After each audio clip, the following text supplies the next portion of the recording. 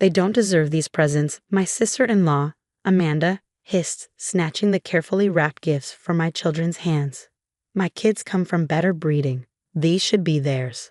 I stood frozen in my mother-in-law's elegant living room, watching in horror as my twins, Emily and James, both having just turned 8, clutched each other, tears streaming down their faces. The birthday party I'd spent weeks planning was crumbling before my eyes.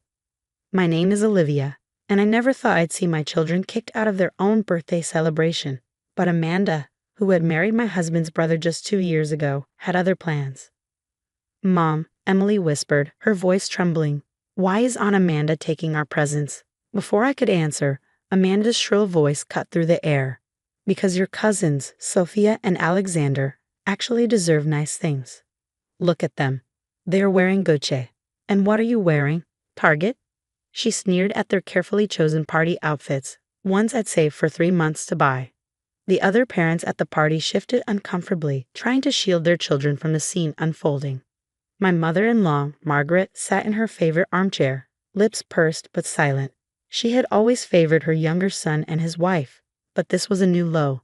"Amanda," I said, keeping my voice steady despite the rage building inside me, "those gifts are for Emily and James. This is their birthday party." She laughed, a cold, sharp sound that made my skin crawl. "Please, Olivia. We all know you can barely afford rent in that tiny apartment of yours. My children deserve these gifts more. They'll actually appreciate the designer labels." My twins pressed closer to me, their small bodies trembling. James, always the more sensitive one, was trying hard not to cry. Emily's little fists were clenched, her inherited stubbornness showing through her tears. "Pack up your things," Amanda commanded, already stacking the presents near her own children. "This party is over. Sophia and Alexander will have much more fun with their friends anyway." "But Grandma," Emily pleaded, looking at Margaret, "you said we could have our party here. You promised." Margaret finally spoke, her voice dripping with fake sympathy. "Perhaps it's best if you have a smaller celebration at your apartment, dear. Somewhere more appropriate for your situation." I felt something snap inside me. 4 years of enduring Amanda's jabs about my single-parent status after my husband's death, of watching her spoil her children while belittling mine, of bearing Margaret's thinly veiled disapproval. It all came to a head. "We're leaving," I announced, gathering my children close. "But those presents stay here. They were given to Emily and James by their friends." Amanda's face twisted into an ugly smirk. "Try and stop me. This is Margaret's house, and she agrees with me. Don't you, Margaret?" My mother-in-law nodded, not even looking at my children's devastated faces. "Amanda's right, Olivia. Perhaps this is for the best." As I helped my twins gather their coats, Amanda's voice carried across the room. "Oh, and Olivia, don't expect any more invitations to family events. We need to maintain certain standards, you understand." I guided my crying children toward the door, their unopened presents remaining behind in Amanda's greedy hands. But just as we reached the entrance, an elderly voice rang out. "And just what do you think you're doing to my great-grandchildren?" Everyone turned to see Grandma Rose, Margaret's mother, standing in the doorway. At 92, she was still sharp as a tack and the family matriarch.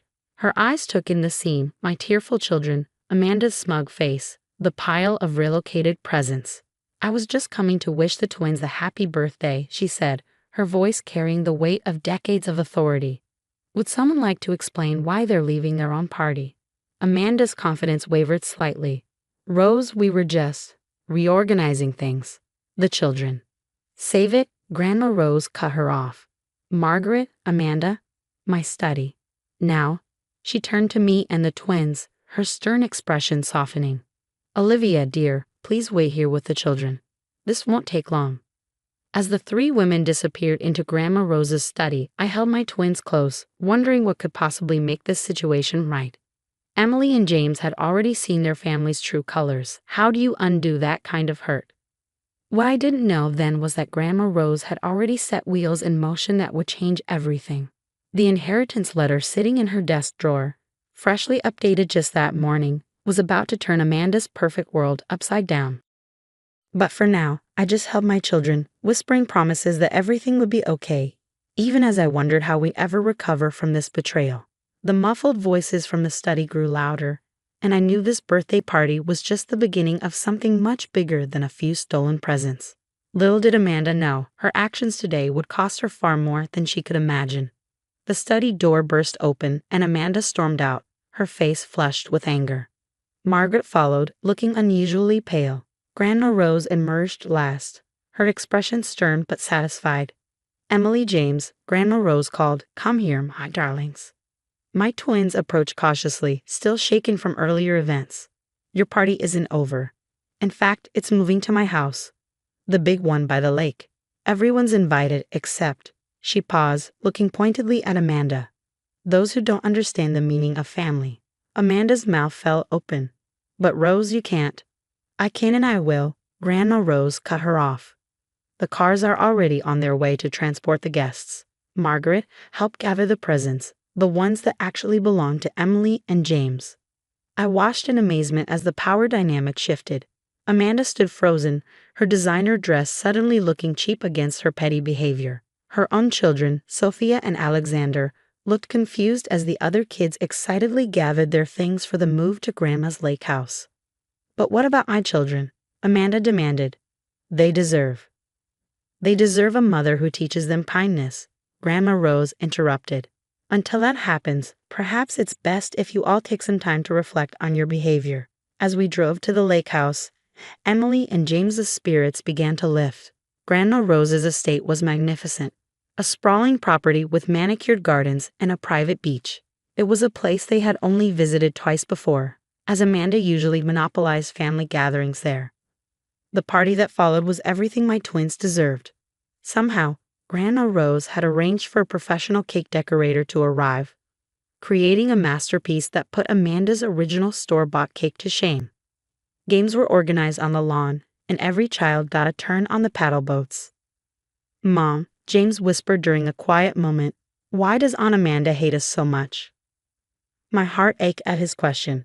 "She doesn't hate you, sweetheart. Some people just forget what really matters in life. Money," Emily chimed in, wise beyond her years.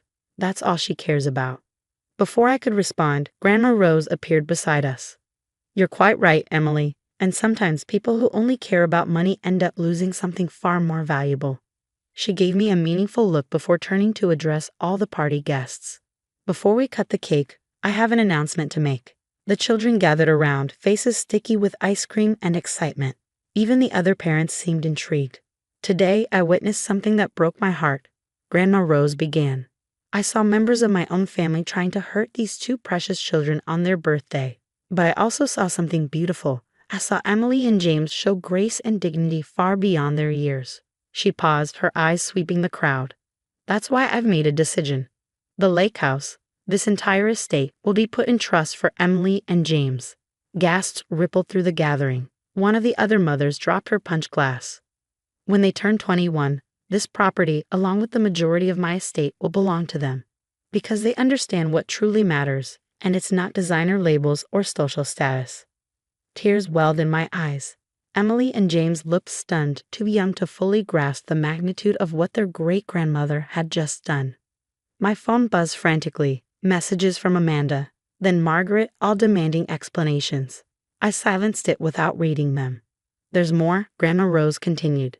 "Starting immediately, this house will be managed by Olivia on behalf of the children. Which means," she smiled warmly at my twins, "you can visit any time you want." Amanda chose that moment to appear, having obviously ignored the earlier dismissal. She stormed across the lawn, her face contorted with rage. "You can't do this," she screeched. "What about my children? What about their inheritance?" Grandma Rose turned to face her, calm but immovable. "Your children will receive exactly what they deserve, a lesson in humility, courtesy of their mother's actions." The party guests watched in uncomfortable silence as Amanda's composure crumbled completely. "This isn't fair. We're family too," she shrieked.